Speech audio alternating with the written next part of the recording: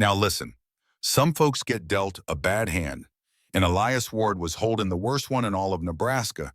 His ranch was failing, the bank was knocking, and his last-ditch hope was a mail-order bride from clear back east. But when Clara Whitmore, a refined Boston lady, stepped off that dusty stagecoach, Elias figured he'd made a terrible mistake. He told her the awful truth, expecting her to turn tail and run, but she did not. What she did next shows that you cannot ever judge a book by its fancy cover. Stick with me to the end of this one, and why not hit that like button and comment with your city so I can see how far this tale travels. When the coach stopped, Clara felt like her bones had been rattled loose.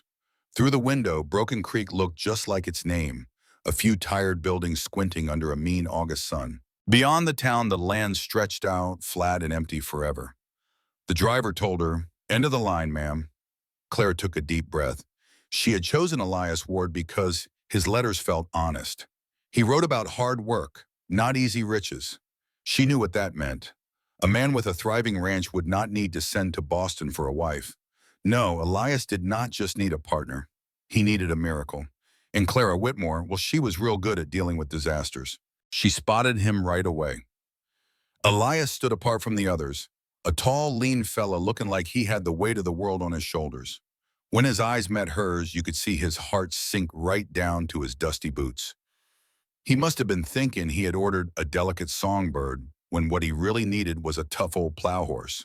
Clara saw the dismay on his face, but she was not about to be dismissed. She held her head high and walked straight toward him. "Mr. Ward," she said, putting her hand right out there before he could move. "I am Clara Whitmore." His big, calloused hand swallowed hers, but his grip was gentle.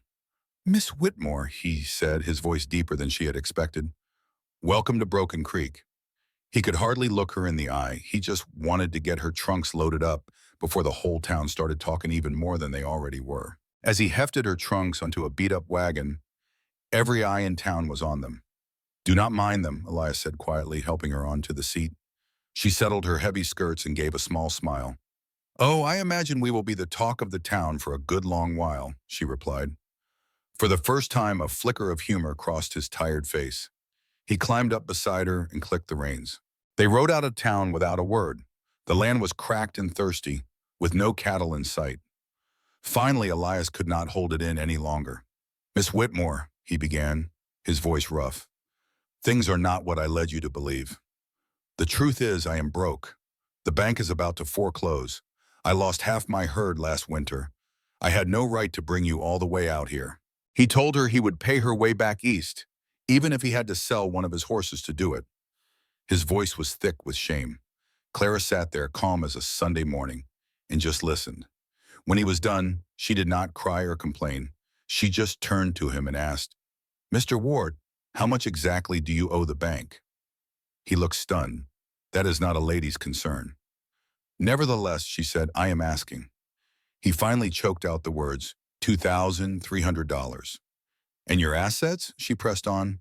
"The land, the remaining cattle, the equipment?" He stared at her, completely bewildered. "Why are you asking this?" She looked him square in the eye and said, "Because I need to understand the scope of the problem." "All right, Mr. Ward, let's just get on to the ranch. You brought me all the way out here to West Texas, so I need to see exactly what I am dealing with. Now, you think I do not understand, but I surely do. You are in a world of trouble, deep in debt with no way out. You took a wild chance sending for a wife, hoping I might show up with a pocket full of money to save you. And now you are finding out that telling the truth, even late, feels a heck of a lot better than living a lie. Am I wrong?" He looked pale under his sun-baked skin. "No, ma'am, you are not wrong. Then let us see this ranch." They rode the rest of the way without a word. Clara kept her eyes open. The land had some promise. She saw greener grass in the low spots, which meant water was not too far from the surface. The few cows they saw were skinny, but they were still on their feet, and a line of trees in the distance meant a steady creek. When the sun was kissing the horizon, they came over a small hill, and Clara got her first look at Elias Ward's ranch. Her heart just about fell to her boots. The house was hardly more than a shack, with a sagging porch and a roof that looked like a sieve. The barn was in better shape, but it was still crying out for paint and a hammer. Fences were in a sad state of disrepair. A lonely windmill stood perfectly still, and she wondered if the thing even worked. The whole place looked like it was slowly giving up. Home, Elias said, his voice full of shame. Clara got down from the wagon herself. She walked slow toward the house, taking it all in. The sunset was painting the old wood in pretty colors, giving it a beauty it did not deserve. She heard a few chickens clucking, and that was the one good sign. Chickens meant eggs, and eggs meant they would not starve right away. Miss Whitmore, Elias said from behind her, I meant it. I will get you a ticket back east. You do not owe me a thing. Clara turned and faced him. The last light of the day showed every worry line on his face. He was younger than she first thought, maybe 30, but life had been hard on him. She saw a look in his eyes she knew well, the look of someone who has fought till they cannot fight anymore. How long till the bank takes it? She asked him straight. 6 weeks, maybe 8 if I can sell them on some new plan. And do you have a plan? No, the word nearly choked him. I am stuck, Miss Whitmore. This place is bleeding me dry, and I do not know how to stop it. Clara nodded. Show me inside. And tomorrow morning I want to see your books, your land survey, every letter from the bank, and a list of everything you own. Can you do that? Elias just stared at her, confused. You want to see my ledgers? Yes, and everything else. Why? Because, Mr. Ward, I need to know just how bad the flood is before I can figure out how to build an ark. Clara walked right past him. Now, where will I be sleeping? The inside was just as tired as the outside. It was one main room that served as the kitchen and living area, a rough table with 2 chairs sat by a window. Elias pointed to a door. The bedroom is through there. I will sleep out here on the floor. It would not be right otherwise. Thank you, Claire said, but paused. Mr. Ward, when were you planning on us getting married? I had the preacher set to come in 3 days. Figured that would give you time to settle in or to leave. He looked her right in the eye. So what are you thinking, Miss Whitmore? Am I taking you back to the stagecoach tomorrow? Clara thought long and hard. Every smart part of her was screaming to get out of there and go back to Boston. This was worse than a sinking ship. It was a ship that had already sunk. But then she looked at Elias Ward, with all that desperate hope in his eyes, and she thought of her father. She remembered his big business, built over 30 years, that turned to dust because he was too proud to admit there was a problem. She had seen how to fix it, had known exactly what to do, but he would not let her try. She could not save her father's business, but maybe, just maybe, she could save this ranch. I will stay, she said, her voice quiet but firm, at least long enough to see if this place can be saved. Tomorrow, you show me everything, and you be completely honest with me. I cannot help you if I do not know the whole truth. Hope flickered in his eyes, like a candle relighting. Yes, ma'am, you have my word. Clara went into the small bedroom and closed the door. The room was tiny, with just a bed and a small dresser. She sat down, feeling the weight of her long journey. What in the world had she just done? She came out here to escape one disaster, and she had just walked straight into another one. Back in Boston, she had her good name and her education. Out here, she had a broken-down ranch and a man she barely knew. A soft knock came at her door. Miss Whitmore, I brought your trunk in, and there is fresh water in the pitcher. Thank you, she called out. That would be nice.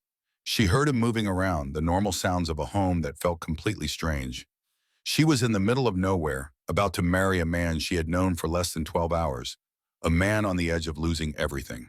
Clara went to the window and looked out. The night was darker than any night she had ever seen in the city, but the sky was filled with more stars than she could count. She knew that running a business was about solving problems. Poor planning, not enough money, not using what you have wisely. If she could just figure out the real problems here, she could find the answers. Her father, Charles Whitmore, had been a brilliant man, but he had made one big mistake. He thought talking business with his daughter was just a game. He never guessed she was listening to every word, learning every lesson. When his company started to fail, Clara saw the answers plain as day. She tried to tell him, but he just patted her head and told her not to worry. 3 months later, it was all gone. But this time it was going to be different. This time someone was going to let her try. Clara's father left her with nothing but a ruined name and a head full of numbers nobody thought a woman should know. A knock came. Elias Ward stood there holding a chipped mug of tea. In the dim room, a single kerosene lamp pushed back the night. Before tomorrow, Clara said, her fingers warming on the mug, are there any other surprises I should know about? Elias looked troubled. Folks in town are not too friendly to outsiders, he said. And my neighbor James Killian wants this place. He runs the Triple K spread to the north, and his offers keep getting lower and more insistent. Clara felt a chill. How insistent? My fences were cut last month. Cattle just wandered off. He rubbed his neck, a gesture of pure exhaustion. Killian has money. He wants this land for the creek. It saves him a 5-mile drive to water his herd. So he will just wait for the bank to take my land instead of paying a fair price. Elias finished. How much land does he have? Clara asked. Maybe 3,000 acres. And he needs your 200 acres for water, she said, a new thought taking hold. Mr. Ward, that is leverage. Elias gave a short, bitter laugh. Leverage does not mean much when the bank is breathing down your neck.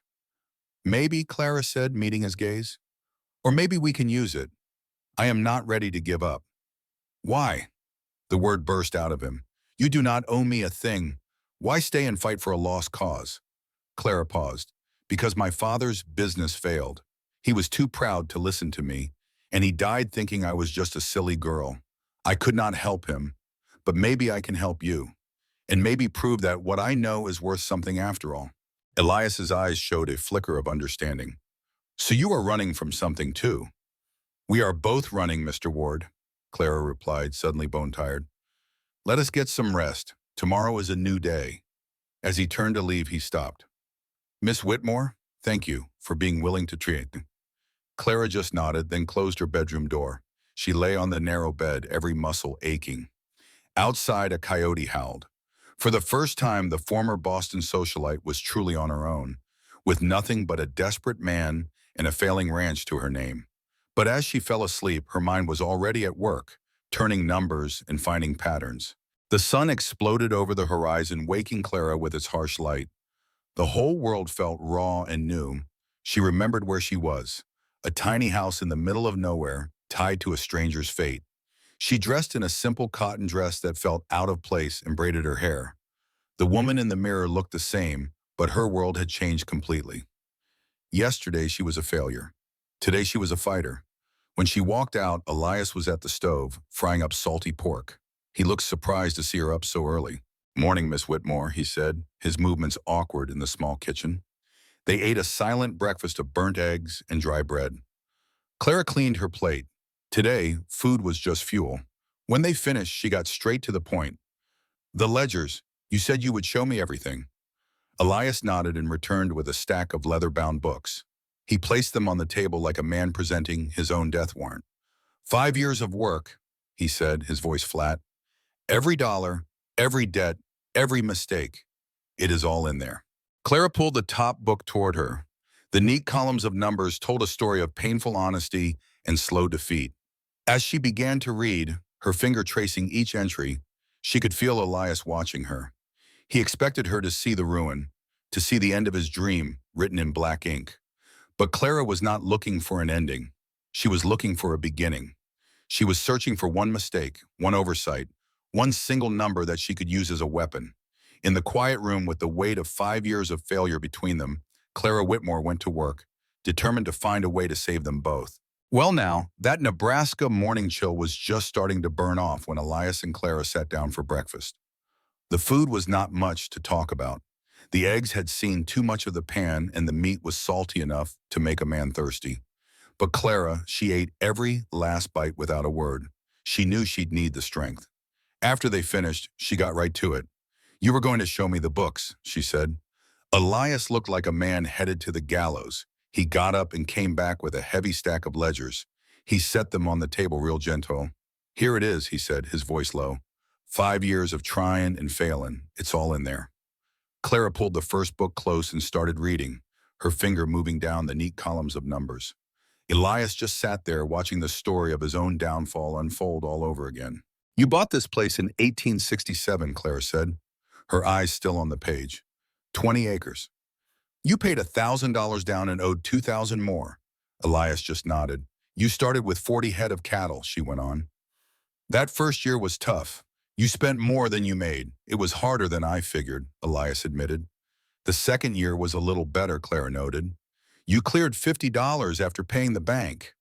I thought I was finally getting somewhere, he said, a hint of old hope in his voice. But Clara turned a page. Then disease hit in year 3. You lost near half your herd.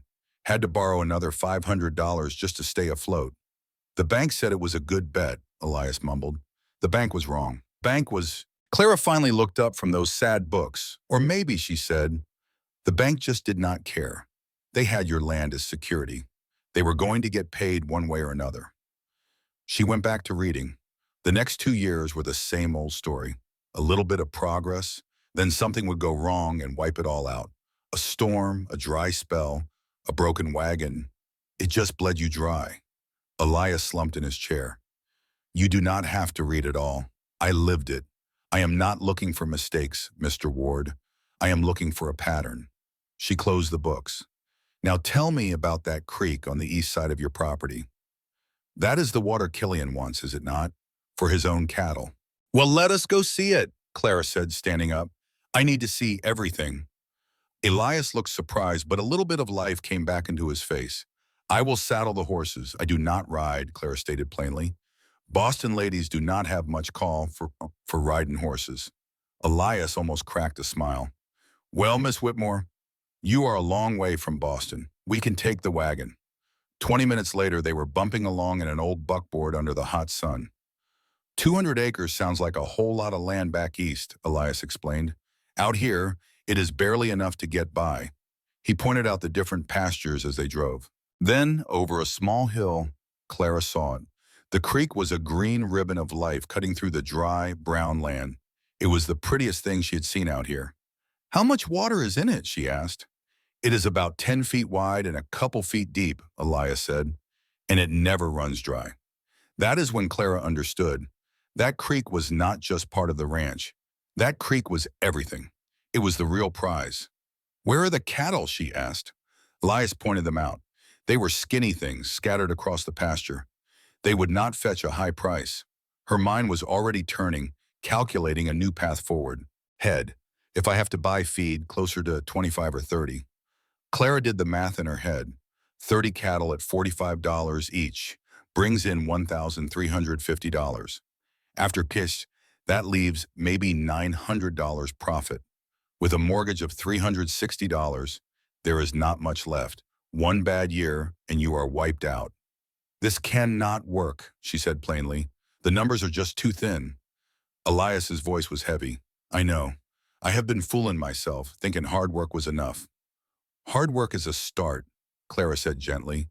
But you have to work smart too. Right now, all your eggs are in one basket. If something happens to the cattle, you lose everything. Elias stopped the wagon by the creek. Miss Whitmore, I appreciate your help, but I am just a rancher. It is all I know. You are more than that, Mr. Ward, she replied. You are a landowner with something precious out here. Water. Clara hopped down from the wagon. The ground was soft near the creek, and the grass grew thick and green. She saw a grove of old apple trees downstream, their branches heavy with fruit. Those apple trees, she said, pointing. How long have they been there? They were here when I bought the place, Elias said.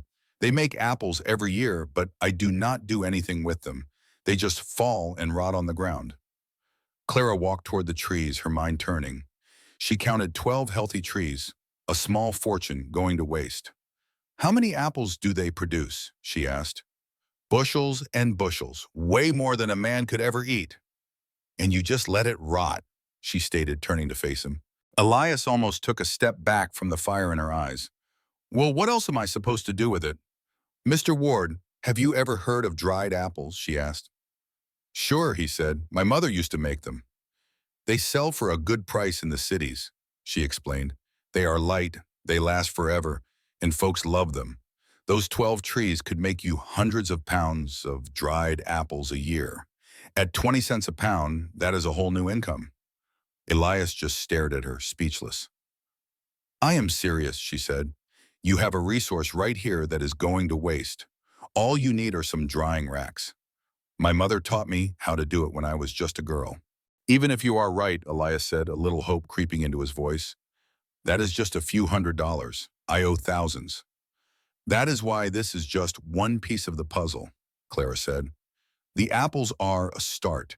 We have to look at everything. The land, the cattle, and that banker Killian. You really think we can save this place? He asked, his voice barely a whisper. Mr. Ward, I do not believe in false hope. Your situation is desperate, but it is not impossible. There is a difference. Desperate means you are running out of choices. Impossible means you have none left. You are not there yet. Something in Elias seemed to stand a little taller. What do you need me to do, he asked. I need your complete honesty and your trust, she said. I need to know everything about this ranch, the good and the bad. For the next 3 hours, they drove across his 200 acres. Clara asked questions about everything, from the fences to the barn. And Elias, who had been guarded at first, started to open up. He began to see his own land through her eyes. Back at the house, Clara went straight to his account books, making notes. Elias brought her water, watching her work with a new kind of respect. You said Killian offered you $3,000 for this whole place, she said, not looking up. He knows I am desperate, Elias admitted. He is trying to steal it. What if we made him a counteroffer? Clara asked, a sly smile on her face. Not to sell the land, but to sell him an easement, a legal right to use your water. Elias leaned in, curious. What would that be worth? Well, considering how much time and trouble it would save him, I figure he would pay several $100s a year for the right to water his cattle at your creek. He gets his water, but you keep your land. So we run the cattle better, Elias said, starting to understand. We sell the dried apples, and we make Killian pay us for water. Exactly, Clara said. You have 3 main assets, land, water, and cattle. You have only been making money from the cattle. We need to make all of them work for you. We might even be able to lease out some grazing land. Elias was quiet for a moment. You are talking about running this place like a real business, not just a ranch. It is a business, Mr. Ward, she said, finally putting her pencil down. It is not enough to just work hard. You have to plan. You have to be smart. And you think we can do it? He asked again. Clara met his gaze. I think we have a fighting chance. Clara laid out the numbers plain and simple. Drying apples could bring in $300 to $400 the first year. The water rights could add another $200 to $300. Tighter cattle management, another 100 or so. All told, that was $600 to $800 a year. It was a start. Elias just shook his head. That's not the worst of it, he said, his voice low. The man at the bank, Harrison Griggs, is Killian's brother-in-law. He wants me to fail so his family can buy this land for cheap. Clara's eyes went hard as nails. That is not right. We have to go over his head, straight to the regional office in Omaha. They will not listen to a rancher they think is failing. But they might listen to me. She walked to a small trunk and pulled out a folder. Before I left Boston, I got letters from my father's business partners. She handed the papers to Elias. They were written on fine paper, signed by powerful men who praised her sharp mind for business. The letters made it clear they saw her as a smart woman. Even if they sounded surprised, a woman could think that way. They thought highly of you, Elias said. They thought I was a novelty, she answered, a bitter edge to her voice. A girl who could talk business was fun at a party, but when my father's business went under, they all vanished. Not one of them offered a hand. She took the letters back. But these are proof. They prove I know what I am doing, and we need every bit of help we can get. Tomorrow, she said, putting the papers away, I will write to the bank in Omaha. I will send them a formal plan to save this ranch and use these letters to make them listen. Elias looked out the window at the land he was about to lose. You have been here less than a day and have done more than I have in 6 months. Why are you doing this? Clara paused. Because I have to prove that my education means something, that I am more than just a girl touched by scandal. She hesitated, then went on. I could have saved my father's business. I saw the answers, but he would not listen.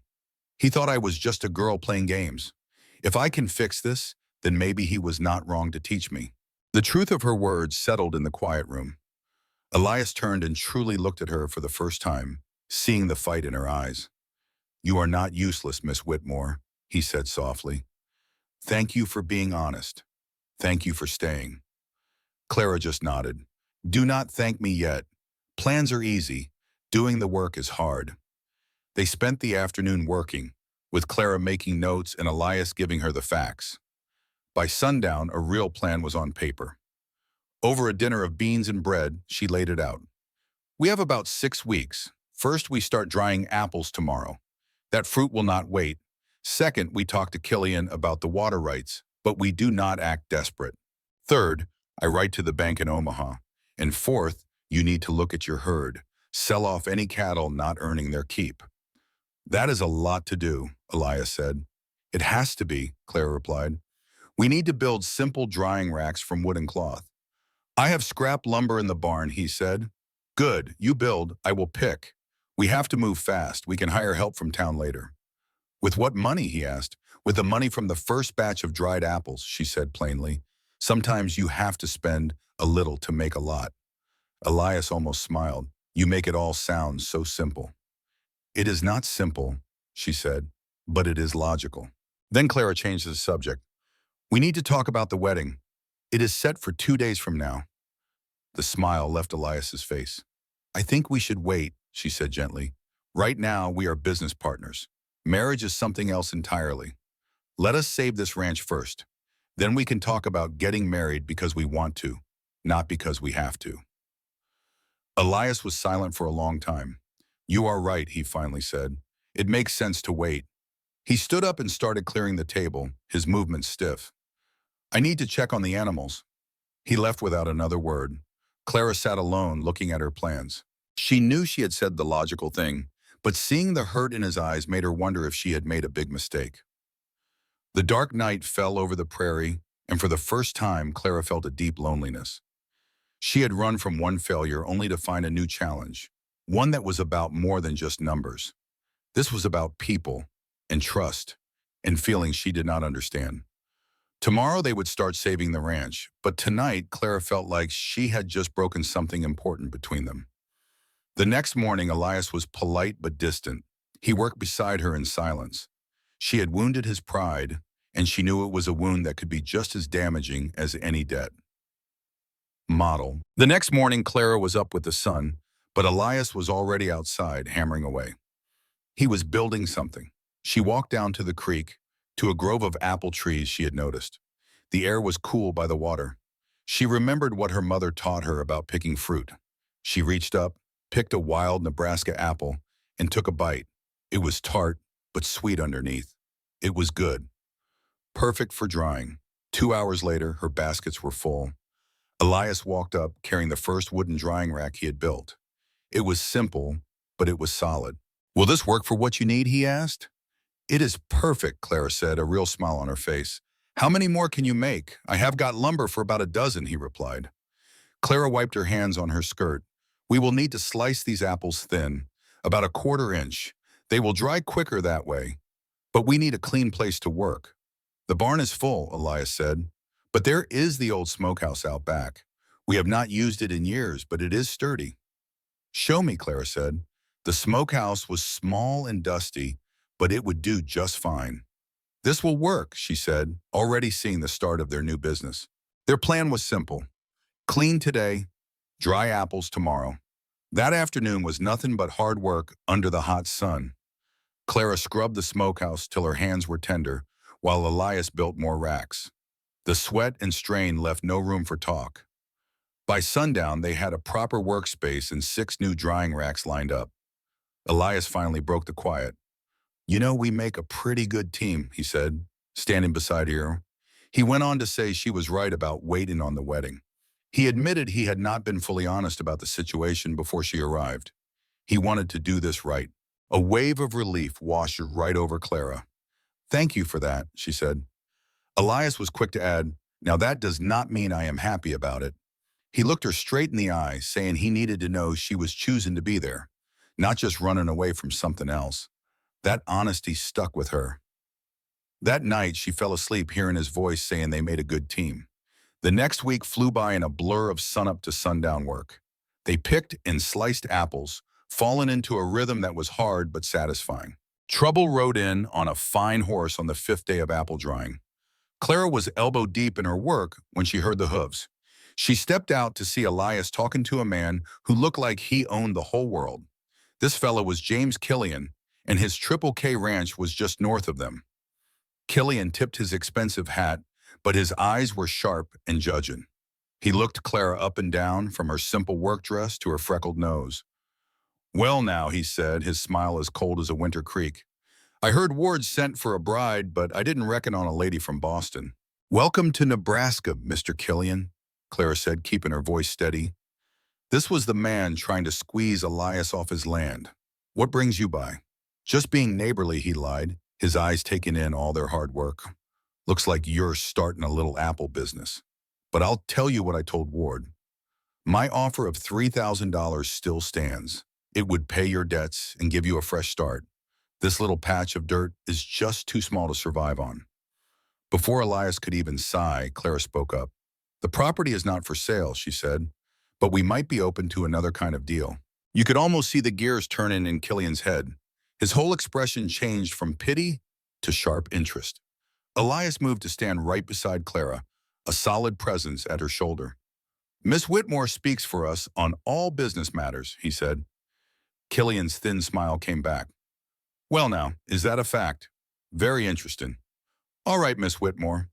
You come to my ranch tomorrow afternoon, 2 o'clock. We will talk about your terms."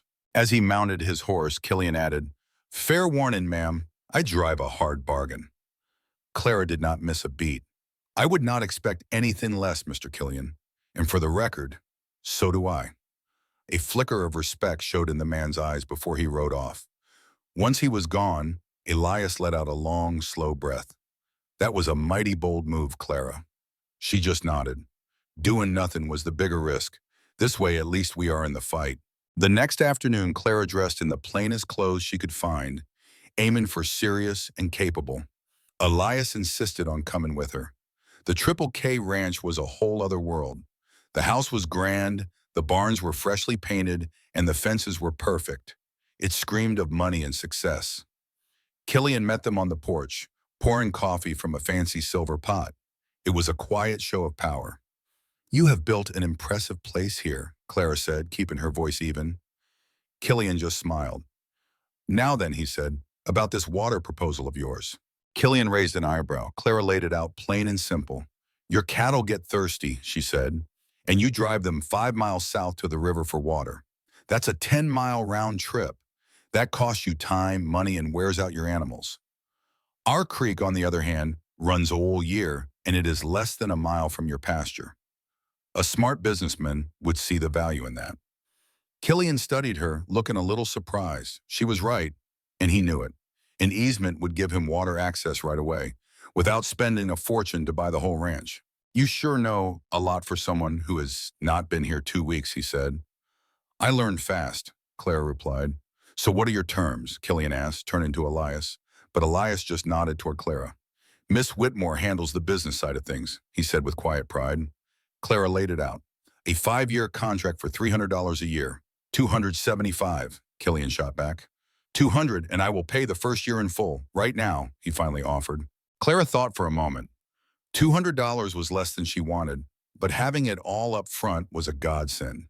"All right," she said, $200 a year, with the first year paid now. But the deal gets put in writing. And one more thing, if you manage to buy this property out from under us, the water deal transfers to the new owner." Killian let out a real laugh, one of genuine surprise and respect.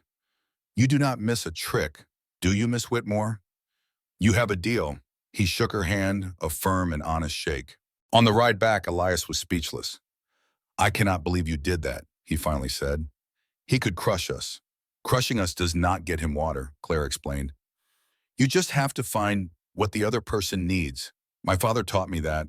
He was a negotiator, and he used to practice on me at the dinner table. He never thought I would use those lessons to save a ranch in Nebraska." $200 a year is not a fortune," Elias said. "No," Clara agreed. "There is no single big solution. It is all the small solutions added up together that will make the difference." And for the first time, Elias truly believed they had a chance. It seemed like they finally had a fighting chance. With a plan for dried apples and better cattle management, Elias Ward might just save his ranch. His new partner, Clara Whitmore, had even drafted a detailed recovery plan and sent it off to the regional bank in Omaha. They just needed a little time, maybe 2 or 3 weeks to hear back. They had a real plan, something solid. All they could do was work hard and pray it was enough. But time was the one thing they did not have. 2 weeks after Clara arrived, disaster rolled up in a fancy buggy. Harrison Griggs, the local banker, sat there holding a piece of paper like it was a winning hand. He did not even bother to get down. "Ward," he called out, his voice slick with satisfaction. "I have foreclosure papers for you. The bank wants its money now." Elias came out of the barn, his face as pale as a ghost. "You said I had 6 weeks." Griggs just smiled, that thin, mean smile of his. "The bank has decided your ranch is not a good bet. You have 1 week to pay up, or we take the property." Clara stepped right up to the buggy. "You cannot do that," she said, her voice steady. "What you are doing is not legal." Griggs finally looked down at her. "And who are you?" "I am Clara Whitmore, his partner. And I know you cannot just change the deadline without a good reason." Griggs chuckled. "Ma'am, this is not back east. Mr. Ward is 3 months behind. That is all the reason we need." Clara stood her ground. "We sent a recovery plan to your main office in Omaha. You have to consider it before you do this." "You are wasting your breath," Griggs said, his tone turning hard. He tossed the papers into the dust. "1 week, Ward." Then he turned his buggy around and left them standing there in a cloud of dust. Elias slowly picked up the scattered papers, his hands shaking. "That is it then," he said, his voice heavy. "He did this so Omaha would not have time to answer." Clara felt a cold anger settle in her stomach. "He is working with Killian. They are pushing this through because they are afraid our plan will actually work." "So what do we do?" Elias asked, looking defeated. "We fight," Clara said, her mind already racing. "We have 1 week. How much money can we get our hands on? The apples?" Elias shook his head. "Not nearly enough." "The cattle?" "Maybe 10 head. That is about $450. We owe $2,300. They were nowhere close. There was nothing left to sell. Even if we sold everything we own, we would still be short $1,000. Elias looked at the foreclosure notice like it was a death sentence. He gently took the paper from Clara's hand. "No, this is not your fight. I will not let you destroy yourself trying to save this place." He looked at her, and his eyes were full of real concern. "You should go. Head back to Boston, or anywhere but here. Find a fresh start." But Clara felt a cold panic rise in her chest. "I cannot go back. All that is waiting for me there is scandal and ruin. All our plans were finally working." "Then go somewhere else," Elias said, his voice soft but firm. "I will give you money for the trip. It is the least I can do." He looked around at his failed dream of a ranch with a sad goodbye in his eyes. "We gave it our best shot. Sometimes that is just not enough." But Clara saw all their hard work around them. The neat rows of drying apples, the fences they had just started to mend. 2 weeks of backbreaking labor and hope, all about to be washed away. "No," she said quietly, then louder. "No, I did not come all this way just to give up. We have 1 week. That means we still have time." Clara walked back to the house, her mind racing. There had to be an angle they were missing. Some other way. Behind her, Elias called out for her to be reasonable. But being reasonable had led her own father to ruin. Maybe it was time to try something desperate. Inside, she spread every paper they owned across the kitchen table. Ledgers, contracts, letters. The answer had to be in there somewhere. The sun went down and the oil lamp burned low. Elias made a simple dinner she did not even touch. He just stood by, letting her work, refusing to let hope die. Clara woke up with her head on the table as the first gray light of dawn came through the window. Her neck ached, but deep in her sleep, an idea had started to grow. She sat up slowly, the pieces clicking into place. Elias was already at the stove with coffee brewing. "Did you find anything?" he asked, his voice quiet. "Maybe," she said, her voice rough. "What if we have been looking at this all wrong? We have been trying to find $2,300. But what if we only need to pay what is past due?" She found the original loan papers. "You are 3 months behind on $30 payments. That is $90. If we can pay that $90 plus penalties, The bank cannot legally take the ranch. They can threaten, but they cannot foreclose. Griggs is just gambling that we do not understand the law. He is trying to scare us into giving up. Clara grabbed the notice he left and read it again. It says the bank will start proceedings, not that they are foreclosing immediately. That process takes time. He is just hoping we will panic and sell to Killian for pennies on the dollar. Elias sat down heavily at the table. $90. We can get $90. That changes everything. We can do more than that, Clara said, her voice full of new energy. You can sell 10 head of cattle for $400. The dried apples are ready to ship, and we will push Killian to sign that contract and pay us now. We will show the bank we have real income, but Griggs will try to stop us, which is why I am going to Omaha today. I am going to show our recovery plan directly to the regional office. Once they approve it, Griggs cannot touch us. Elias stared at her. That is a 3-day trip each way. You will have to handle things here, she said. Can you do that? I can, he said. This is not just your failure anymore, Clara told him, her voice firm. The moment I decided to stay, this became our fight. I will take the morning stage to Omaha. You sell the cattle and get the contract signed. We will meet this threat together, from 2 different directions. She went to pack a small bag, leaving Elias at the table with all their papers. 2 hours later, Clara stood at the stage stop in Broken Creek. She had her bag at her feet and a folder of documents clutched to her chest. She was ready. 1 week. It would have to be enough. A few days later, Clara stood waiting for the stagecoach to Omaha, dressed in her best clothes. She was going to face those bankers herself. Elias stood nearby, twisting his hat in his hands. You be careful, he said for the 3rd time. She gave him a small smile. I will be fine. It is just a bunch of bankers in suits. He stepped closer. Clara, he started, his voice low. I need to say something before you go about us getting married. I know you wanted to wait, and that made sense. But I need you to know it is not just about saving the ranch for me. He took a breath. I have watched you work yourself to the bone these last weeks. I have watched you solve problems I could not even see.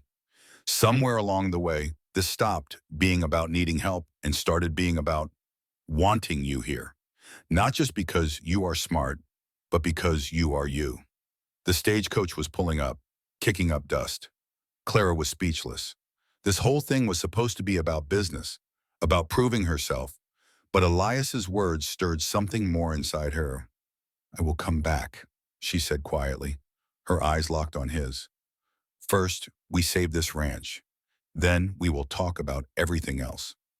She got on the stage, ready for the fight of her life. Clara took one last look at Elias standing there in the Nebraska dust. Hope and fear were fighting right there on his face. She climbed onto that stagecoach, and as it pulled away, she watched him get smaller and smaller until he was just a speck. It felt like a rope was tightening around her heart. She had come out here to get away from her past failures, but she had just found herself in another tough spot. This time, though, she was not just going to stand by and watch. She was going to fight with every last thing she had. The trip to Omaha was a long, bumpy ride that shook your teeth loose. But Clara used that time to get her papers and her arguments straight. By the time they rolled into the big city, she was ready for a fight. She spent a little of the money Elias had lent her on a clean room and a bath. She knew that the first look these bankers got of her would mean everything. The next morning, dressed in her Sunday best, she walked right into the Nebraska Regional Bank. It was a big old building made of brick and stone, the kind that looked like it had been there forever and planned on staying. I need to talk to someone about a loan for a property in Broken Creek, she told the man at the desk, her voice steady even though her heart was hammering. He raised an eyebrow when she said she did not have an appointment, but had proof the local manager was trying to do something crooked. He disappeared for a moment, leaving her standing there on the cold marble floor. A man in a fancy suit came out and looked her up and down. He introduced himself as Mr. Harrison, a senior vice president. He did not look friendly, but he led her to his office and said, All right, Miss Whitmore, you have 10 minutes to tell me why I should not throw you out. I'm Thomas Harrison, the senior loan officer, he said not unkindly. My clerk tells me you have a problem down in Broken Creek. Clara nodded. I do. It is about Mr. Elias Ward's ranch. Inside his big office, she laid out her plan. She showed him the numbers, the agreement with Killian for the easement, and even some dried apples to prove her idea worked. She had a solid plan to save that ranch, and she laid it out plain and simple. Harrison listened, his face giving nothing away. When she finished, he leaned back. "I know of your father, Charles Whitmore," he said, "and I know his trading firm collapsed. Why should I believe you can save a ranch when he could not save his own company?" It was a fair question. "My father was too proud to change or ask for help," Clara said, looking him square in the eye. "I am not. This plan is built on hard work and common sense, not pride. I came here to marry Mr. Ward, and he was honest with me about his troubles. I aim to be honest in helping him fix them." She leaned forward. "Sir, your manager in Broken Creek, Harrison Griggs, is trying to push this foreclosure through. He wants his brother-in-law, James Killian, to get the land for cheap. That is not right, and it is bad business for your bank." Harrison stayed quiet for a long time, studying the papers she had brought. "These numbers," he finally said, "you truly believe they will work?" "I know they will," Clara stated. "We have already started. This is not a dream. It is a plan in motion." "All right, Miss Whitmore," Harrison said after a moment. "I am inclined to approve this. Your plan makes good sense, but I need to check on a few things first. Can you come back tomorrow afternoon, say around 2 o'clock? Relief washed over Clara. "Yes, sir," she managed to say. "And one more thing," he added. "Bring Mr. Ward with you. I want to meet the man you are fighting so hard for." It was more than she had hoped for. Clara sent a telegram straight away. "Meeting went well. Come to Omaha, Grand Hotel." The next day felt a year long. Then a knock came at her hotel room door. It was Elias, looking worn out and dusty but standing tall. "I got your message," he said, his face tired but his eyes hopeful. "Rode all night. Did you really do it?" "Almost," she said. "The head man, Harrison, he wants to meet you this afternoon. But first we need to get you looking less like you just wrestled a herd of cattle." At 2 o'clock sharp, they sat across the big desk from Thomas Harrison. He shook Elias's hand and got right down to it. "Mr. Ward," he began, "I have been looking into Miss Whitmore's proposal. I have also been looking into our Broken Creek branch, and what I found disturbs me." Clara felt a knot form in her stomach. "It seems Mr. Griggs has a habit of pushing foreclosures on land that his brother-in-law wants. This is the third time it has happened." Elias slumped a little. "So you are denying the loan?" "On the contrary," Harrison said, a small smile appearing. "I am approving it, and I am reassigning Mr. Griggs somewhere far from here. My bank is here to help folks succeed, not to line someone's pockets." He slid a paper across the desk. "Here are the new terms. We are stretching the loan to 15 years. Your payment will be just $25 a month. Just make the first payment of $90, and the ranch is on its way to being yours, free and clear. It is just good business to back a solid plan.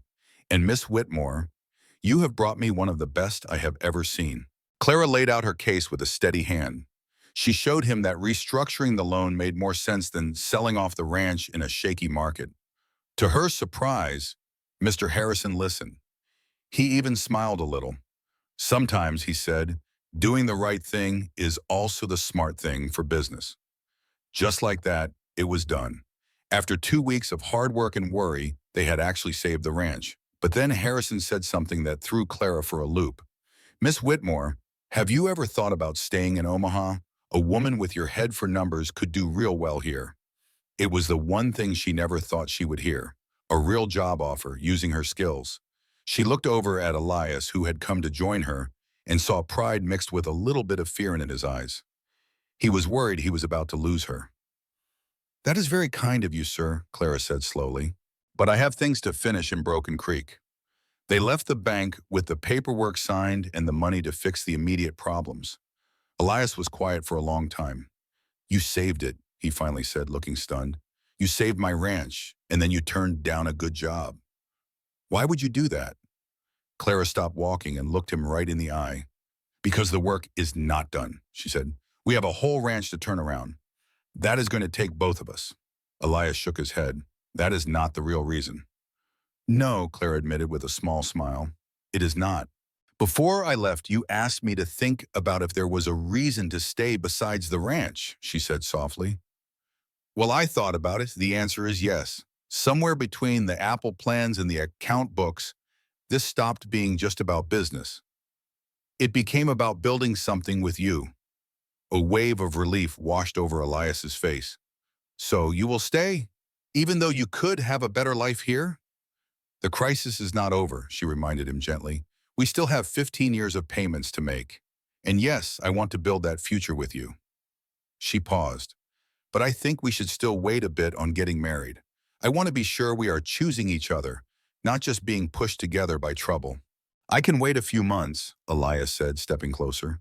After all you have done, waiting is a small thing. But I need you to know, for me, the choice was made a long time ago, the moment you asked to see the ledgers instead of running away. Then he leaned down and gave her a soft, quick kiss.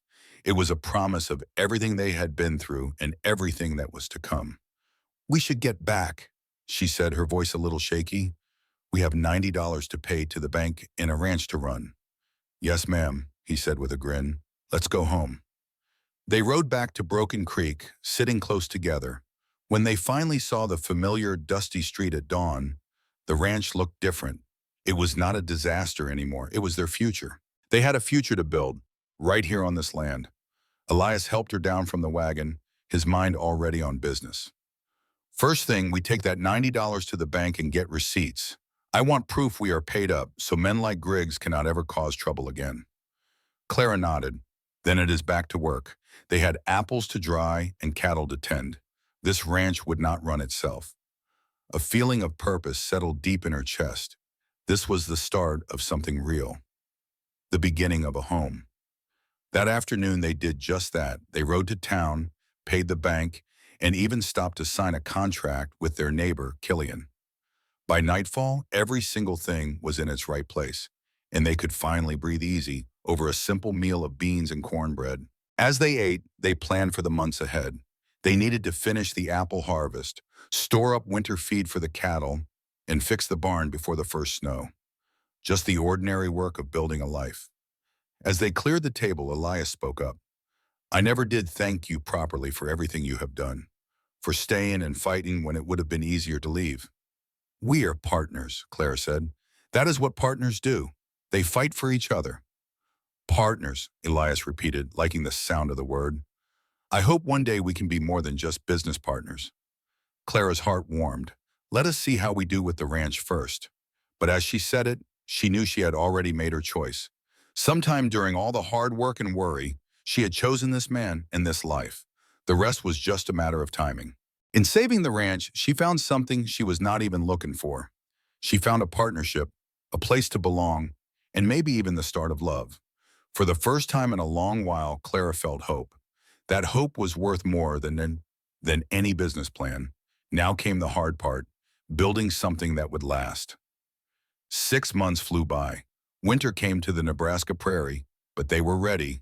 The barn was repaired, the fences were mended, and they had more than enough feed to see the cattle through the cold. The ranch that was once sinking was now standing on its own 2 feet. Clara stood by the kitchen window one February morning, watching the snow fall. Elias sat at the table reading an old newspaper. Wool prices are up, he said. We could think about getting a few sheep this spring. Clara smiled. That was how they worked. Elias would get an idea, and she would figure out how to make it happen. A true partnership. Sheep would need different fences, she said, already thinking it through. But that rocky ground in the south pasture would be perfect. We could start small, maybe with 20 head. Add it to the list for spring. Speaking of spring, Clara said, turning from the window, the store in town wants to double their order for our dried apples. Folks as far as Omaha are asking for them. A look of pride crossed Elias's face. Their little apple business had done better than either of them dreamed. You know what tomorrow is? He asked, his eyes full of warmth. Clara knew. It was 6 months to the day since she had first arrived, a mail-order bride stepping into a life she could not have imagined. 6 months of turning ruins into a home. I know, she said softly. I think it is time we talked about what is next. 6 months ago, I asked for time before we made this marriage real. I needed to be sure. She looked him right in the eye. I am sure now, if you still want me. Yes, Elias said, his voice full of relief as he reached for her hands. Yes, Clara. The offer has stood every single day. Watching you save this place, getting to know the real you, only made me more certain. Then yes, I will marry you, she said. Not for the ranch, but because I fell in love with your honesty and your strength. Elias pulled her close. When you turned down that job in the city, when you chose to stay here with me, that is when I knew you chose this life. This is not an easier life, Clara said, but it is the right one. Back home, I thought my worth came from business, but out here, I learned worth is about who you choose to build a life with. He kissed her then, a real kiss that was a promise for their future. The hard times were over. The real work of building a life together was just beginning, and they were ready. When they finally stepped apart, Clara saw a look of pure wonder on Elias's face, the same she was feeling herself. It was a miracle they had found each other. Elias's voice was thick when he spoke. That traveling preacher is due in town next week. We could make it official. Nothing fancy. Just us. Clara smiled. Simple as perfect. All I need is you. Elias grinned, looking like a new man, full of hope again. My mail-order bride, who became so much more. She laughed a little. Your business partner, who fell for her investment. We'll need to fix the books to show this new arrangement. Elias let out a warm, genuine laugh. Only you would think about ledgers at a time like this. Yes, ma'am, we will make it all official. The wedding was going to be small. Clara had no folks to invite, and Elias just had a few neighboring ranchers who'd watched him turn his struggling ranch around. It was really just a simple ceremony to make legal what their hearts already knew. The morning they were to be married, Clara was up before the sun, watching the light spread across the prairie. Spring was in the air. She put on a plain blue dress she had sewn herself over the winter. Her hands, once soft, were now covered in calluses from 6 months of hard work. They were working hands, capable hands, and she felt a strange pride in them. Elias appeared at the doorway, dressed in his Sunday best. He smiled and just asked, "You ready?" Elias Ward stood at his best shirt in a borrowed jacket, looking nervous, but determined. He was ready. They rode into Broken Creek in the same wagon that first brought Clara to the ranch. The town felt different now, friendlier. She knew folks by name and had earned their respect. The wedding was held in a small church with a traveling preacher. It was nothing like a fancy Boston affair. It was simple, honest, and real. The preacher asked, "Do you, Elias Ward, take this woman to be your wife?" Elias's voice was steady as a rock. "I do." Then the preacher turned to Clara. "And do you, Clara Whitmore, take this man to be your husband?" She thought of her father's ruin, the shame back in Boston, and the wild choice to answer a rancher's ad. She remembered the long nights with the account books, feeling like it was all about to fall apart. But she wasn't just saving a ranch, she was building a life. "I do," she said, her voice clear and strong. The preacher pronounced them man and wife. After, James Killian, the man who nearly ruined them, walked up. He shook Elias's hand. "Congratulations, Ward. You are a lucky man." To Clara, he said, "Mrs. Ward, I figured a Boston lady would not last 2 weeks out here. I am man enough to admit I was wrong. You have done good work." "Thank you, Mr. Killian," she said. "But I will be keeping my own name for business." A smile touched Killian's face. "Speaking of business, I might be interested in leasing that rocky southern section of your land." Clara looked at Elias, who nodded. "We can discuss it," she said. Later, Elias told her, "You turned this whole operation around, Clara. 6 months ago, I was fixing to lose it all." She shook her head. "We turned it around. My plans needed your hard work to make them real." They rode back to the ranch as Mr. and Mrs. Ward, but the real work of the ranch never stopped for a wedding day. That evening on the porch, Clara handed him a letter. "This came last week," she said. Elias read it, his eyes wide. It was from the regional bank. They were offering her a part-time job as a financial consultant, helping other folks save their ranches, just like she did for him. "Clara, this is incredible," he said. "What did you tell them?" "I have not answered yet. It would mean traveling about 1 week each month. It is good money, but it would take me away from here and from you." Elias looked out at the land they had fought for. "What do you want to do, you Boantias?" "I think I want to accept," she said. "My father kept his knowledge to himself. I do not want to be that way. If I can help other families, it seems like the right thing to do." Elias took her hand. Then you should do it. We will make it work. I would never ask you to make yourself smaller just because we are married. Relief washed over her. She had chosen the right partner, a man who wanted to see her fly. Besides, he said with a grin, you will probably come back from each trip with new ideas for our own place. Clara leaned her head on his shoulder.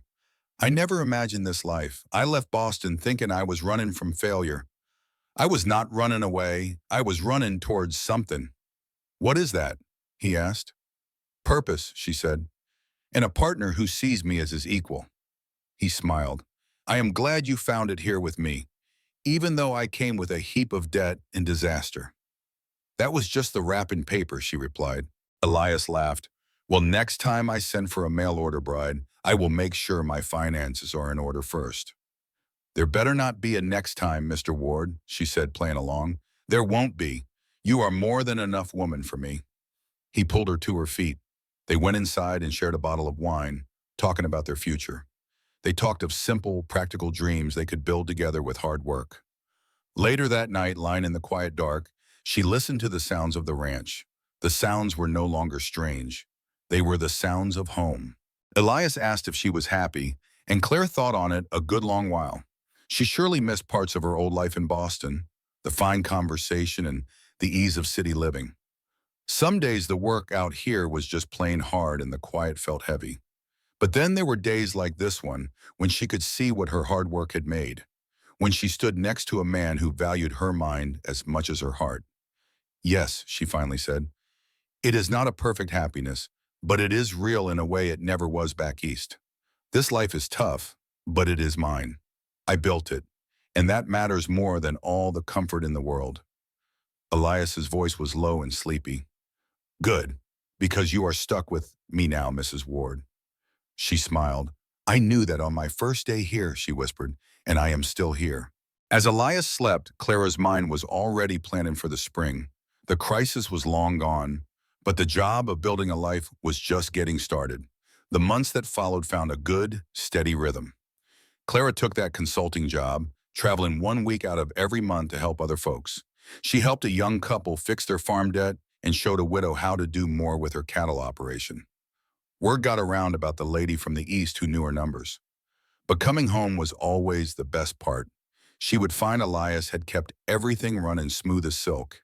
They worked together perfectly, each one picking up where the other left off. Their partnership was strong and true. The apple business kept on growing. By the second harvest, they hired 2 women from town to help, paying them a fair wage that earned Clara a lot of respect. Their dried apples were selling as far off as Denver. The sheep did well enough to keep them, giving the ranch another way to make money so one bad spell would not wipe them out. The money from Killian's land agreement came in steady as a heartbeat, and they put every extra dime right back into the ranch for a new windmill and better cattle.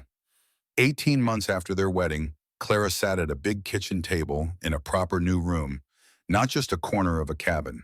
She looked over the year's books, seeing not just numbers, but proof of the good life they were building together, from the ground up. Clara ran the numbers, and a genuine smile spread across her face. After a long, hard year, the proof was right there in black and white. She called out as Elias stomped the snow off his boots at the door. We did it! We are in the black! This was their second winter together, but it felt a world away from the first. They had cleared a whole $800. Elias came and looked over her shoulder. That $800 was everything. It was the line between failure and a future. Your ranch is safe, Elias, she said, leaning back. Truly safe. He kissed the top of her head. Our ranch, he corrected her gently, and you did this. Clara just smiled. All their planning and all their back-breaking work had paid off. It was real. My father used to say that a plan without action is just a dream, she said. Elias nodded. He would be mighty proud of you. A few months later, spring arrived and brought a surprise with it. A letter came all the way from Boston. It was from Jonathan Pierce, a man who had known her father. The letter said the old scandal had blown over. It said folks back there had realized her father was treated unfairly. It went on to say that if she wanted, she could come back to Boston. The letter suggested her marriage to a Nebraska rancher would be seen as a curious little story, but folks would accept it. Clara read it 3 times, the paper trembling in her hands. 2 years ago, this letter would have been an answer to a prayer. But now, standing in the Nebraska sunshine, it felt like news from another country. She found Elias in the barn. "I got a letter from Boston," she said, handing it to him. "They say I can come back." He read it slowly, his hands still. Then he looked at her, his voice even. "Do you want to go?" "I don't know," she admitted. "A part of me misses the city, but going back means giving up what we have built right here." "You would not have to give it all up," Elias said, ever the practical one. "You could spend summers in Boston and the rest of the year here." Clara shook her head. "That life in Boston was comfortable, but it was empty. I was just something pretty to look at, never taken seriously. Here, I matter. What I know matters." Elias came and sat by her on a bale of hay. "Clara, if you want to go, even for a visit, I will not stand in your way. You have given up a lot for me in this place." "It is not about what I gave up," she said, her voice finding its strength. "It is about what I have gained. I gained a real purpose. I gained a partner. I gained you." She looked him straight in the eye. "I am not going back to Boston. The woman they knew there is gone. This is who I am now, and I like this person a whole lot better." A wave of relief washed over Elias's face. "Are you sure? I do not want you looking back with regret 10 years from now." "I am sure," she said. "My home is not some fancy house in Boston. My home is here in Nebraska with you." That evening, Clara wrote her reply to Mr. Pierce. She was polite but firm. She thanked him for his kindness, but explained that her life was now in Nebraska. She wrote with pride about their ranch and the consulting work she was doing, helping other families save their own places. "I have found my purpose here," she wrote at the end. "What I do makes a real difference. That is worth more than being accepted by high society. Please give my best to anyone who remembers me, but let them know that Clara Whitmore Ward is a Nebraska woman now, and by choice." With that letter to Boston sealed, Clara finally closed the book on her old life. The years in Nebraska rolled on by, marked by tough winters and hopeful springs. Their ranch, once on the brink, started to grow. They added dairy cows, planted trees against the wind, and figured out which cattle could handle the rough country. Soon enough, folks took notice. Clara wasn't just some fellow's wife from back east. She was Clara Whitmore Ward, a rancher whose smarts were plain to see. The very ranch that was nearly lost became a shining example of hard work and good sense. Other ranchers would visit, and Elias would proudly show them around. He always made it clear that Clara's mind was just as important as his sweat. 5 years after she arrived, Elias broke a comfortable porch silence. He said, "Got a letter from the bank today." He told her the banker, Thomas Harrison, was retiring. He wanted to thank Clara personally. He said giving them that loan was the best decision he ever made. That news warmed Clara's heart right up. Elias reached over and took her hand. "You changed this place," he told her. "You changed me too. I was about ready to give up, but you showed me a person only fails when they stop fighting." He squeezed her hand. "I don't say it enough, but I'm grateful for you every single day. Grateful you stayed with me." "We built something good here, Elias, haven't we?" Clara said. They surely had. This place was more than just land and a house now. It was a home she had fought for. That woman who answered an ad had done more than save a ranch. She had built a partnership and a new life. She found out her own mind was worth more than any high society connection. Sitting there as the sun went down, painting the sky in gold, Clara felt a true and honest peace. Whatever was coming next, they would face it together. Every hard day had been worth it. She came to save a ranch, but she soon realized it had saved her right back. This wasn't the end of a story. It was the real beginning of a better one. And Clara knew deep down in her soul that this new story was a long, long way from being over.